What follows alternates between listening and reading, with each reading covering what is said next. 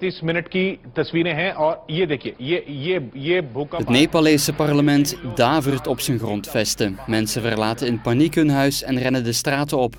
De nieuwe aardbeving met een kracht van 7,4 op de schaal van Richter zet Nepal opnieuw in rep en roer. Dat zegt ook de 24-jarige Lara de Kat uit Landen, die sinds enkele dagen vrijwilligerswerk doet in het land. We waren dus net hulpgoederen gaan brengen aan een familie die momenteel gewoon onder een zeil woont.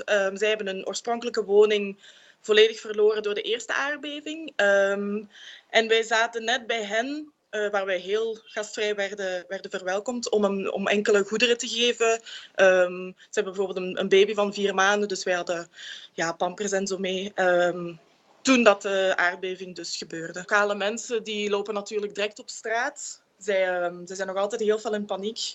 En er was meteen opnieuw totaal chaos eigenlijk. Iedereen was eigenlijk aan het schreeuwen. Ze grijpen direct hun kinderen vast. En je probeert je te verplaatsen, maar de aarde beeft zo fel dat je zelfs geen stap in de juiste richting kunt zetten.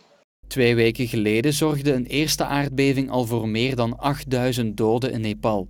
De hulpverlening kwam toen moeilijk op gang. Pas de laatste dagen is echt gestart met de heropbouw van het land.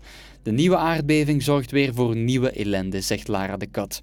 De vooruitgang die we hadden gemaakt de afgelopen dagen is nu terug verdwenen. We zien dat er terug heel veel mensen naar open ruimtes gaan om daar deze nacht te slapen. Er zijn terug een aantal wegen afgesloten door gebouwen die zijn ingestort. Dus de chaos is terug eigenlijk, als het al een beetje was verbeterd de afgelopen dagen, is totaal terug opgetreden.